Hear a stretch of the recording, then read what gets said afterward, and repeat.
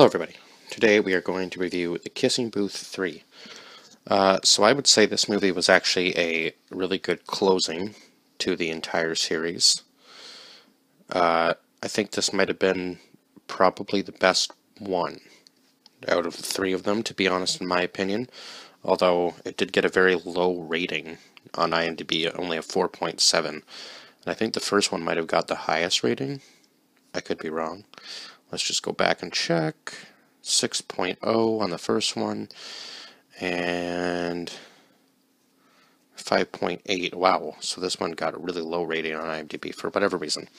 But I think they kind of stuck with the same tone to this movie as the second one, which I actually enjoyed a little bit more.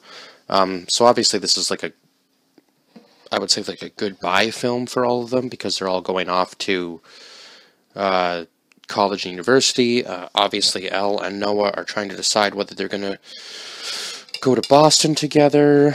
And God, why can't I think of his name? Lee has decided to go to Berkeley still, and I guess his girlfriend Rachel is going to be at a different college, so he's trying to make things work with her.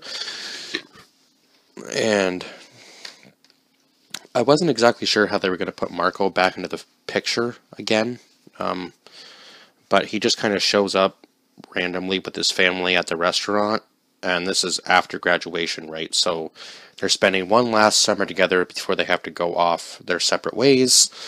And of course, I think this kind of showed how the friendship rules really truly worked, and it finally made a little bit more sense as to why they kind of tried to keep them in place. But at the same time, obviously, things are going to change again, and it's not going to make any sense to, it kind of felt forced a little bit of the rules at this point, because they're all getting older, right? And they're trying to, force certain situations that just wouldn't work in real life, because you're basing what you want to do off of that other person, and it's just really tough to make a decision for yourself based upon that, is basically the direction of where this movie was going. So they didn't really actually touch on Elle's mother's death in the second movie as much, but they did touch on it in this one, because Elle's dad gets a new girlfriend, and her name was Linda, right? If I'm remembering that correctly. God, where is she in the cast list? Yeah, her name was Linda. So I guess she knew Elle's mother pretty well, actually. I guess she wanted to kind of tell her stories, and Elle thought she was kind of forcing her way into their lives by trying to take over her mother's spot, and she gets upset about it, although there was a whole bunch of other issues that was already going on before she snapped on her, and her dad isn't very happy with her about that at all. He says he's very disappointed with her in that moment, because he said to her, "You think you're the only one that needs love in your life," which clearly isn't true, and I don't think that's how she felt at all. She was just very upset with what was going on. Her and Noah, I think had just broken up at that point, and now her and Lee were having issues, and Rachel had decided after hearing about Noah and Elle that she was going to end things with Lee due to the fact that they would be apart from one another doing a long-term relationship, and she just said, if we find each other again, then that will be how we know we were meant to be together, I guess. And Noah felt like he was holding Elle back from making an actual decision about where she wanted to go, because her original plan was to go to Berkeley with Lee, and he feels like he's holding her back from that. And he just confronted Marco about him wanting to be with Elle, and Marco snaps on Noah. And I think this actually showed Noah's probably best character development, because he actually ends up not throwing a punch back. And earlier on in the very first movie, he would have definitely fought Marco for sure, and he probably would have won that fight, judging from his track record with that, because it didn't seem like he lost too many fights. He always seemed like the stronger dude, as far as that goes. So he ends things with Elle, and he does feel bad about it, but I think he was worried more about protecting her than actually just loving her, which I found funny that Lee actually did bring that up in the movie, because he said, you don't need to protect her, you just needed to love her, and I think Noah kind of realized that in the moment, but it was already kind of too late by that point. The damage had been done by that point in the movie, because Elle's trying to please both of them. She's trying to hang out with Noah. Her dad has a new job. He's working extra hours. She has this Linda person in her life now that's kind of, working her way into it, and she's a little bit confused about that situation. She's trying to take care of her brother at the same time.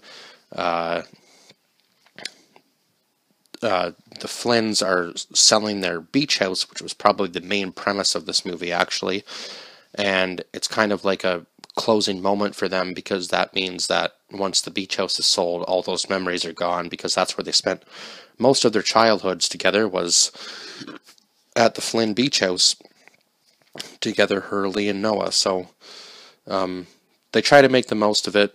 Obviously, Elle makes this big bucket list, or they find this old bucket list, and Elle tries to go through all of the things with Lee and get them all done before the end of the summer, but things just kind of go horribly wrong, because she's trying to juggle too much at one time, and it's just, it's not going to work. She's going to make one person happy and the other one mad, and then when she tries to please the other person, she just ends up making them mad, and Marco's trying to weasel his way into being with Elle because he thinks that Noah's not good for her. So it's just a very big mess.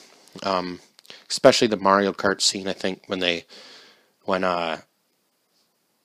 Marco showed up as Wario, I think it just made it very hard for everybody else, including Noah, because you can tell he has that little bit of tough guy side where he's just wanting kind of Elle for himself a little bit, which is a little bit selfish. But I mean, I think he sort of realized that she was good for him, but also at the same time, he was way too overprotective and just had to trust her and let her be free and make her own decisions as well, because he was kind of forceful in a way, but he also just wanted her to be happy. So she does actually end up deciding to go to, where was it? Was it CSU? Was that the name of the college? Anyway, whatever it was, she decided to go. She decided to do video game developing. So she can't come up with an idea when she first goes. And I was actually right about my prediction. She did get accepted to both colleges, but she had to pick where she wanted to go. And I think she kind of based her decision on how she thought her life was going to play out with Noah more than what she'd actually thought about herself. Which, funny, Mrs. Flynn actually brings that up with her and says, have you ever actually sat down and thought about what you want rather than what somebody else would want for you? And I think that really opened her eyes to a lot more opportunities. And there was a lot of misunderstandings in this movie. Even during discussion, it was kind of like a lot of, that's not what I'm trying to say, which I seem to understand, but the characters, I guess in the moment, maybe it might sound different to you, because you're thinking one way, and then this person's saying this, and it kind of sounds like the opposite thing. But I can understand that in the moment, but I suppose. But yeah, so then we go to her actually sitting down and talking about a game, like fantasy league, esport thing where you pick your pro players or whatever, and obviously that would bump the market up for esports for sure. Kind of the same similar idea as fantasy sports, like where you pick a fighter or football player, hockey player, whatever, and the points accumulate and you can basically win, I would imagine, money at it. Or I guess it's a fantasy league, so I don't know. Fantasy football, you can win money at that, right? So I would imagine it'd be the same kind of concept as that. So we go 6 years later. Lee and Rachel have actually met back up again. They're getting married now. Noah, I think, is a lawyer now, and he's got 2 job offers. Elle is actually developing video games, so that's pretty cool. And you can still kind of sense the love interest between Elle and Noah for sure. But I don't think anything's ever going to become of that, unfortunately, just because they've grown far enough apart now that even though there's maybe something still there, it just wasn't really meant to be. And Marco had decided to actually go to New York to pursue a music career. So I guess they kind of all, even though they separated, they all kind of got finally what they wanted out of life, and they're going to get some fulfillment. And at least they're still staying in touch. So that was the good thing about it. And Elle did one last thing for Mrs. Flynn because she kind of considered her like a mother figure, because she did help Elle with with quite a lot throughout this series of movies, I would say. So she actually gives her a picture of her, Noah, and Lee together, and this movie was kind of hit home because it really does show you that you have there are certain people that kind of come and go in your life, and there are certain people that stick, and there's definitely even people in my life for sure that regardless of the amount of time we spend apart, you come back together and it's like you just saw each other yesterday. So that's a very interesting concept that I think they threw into this movie.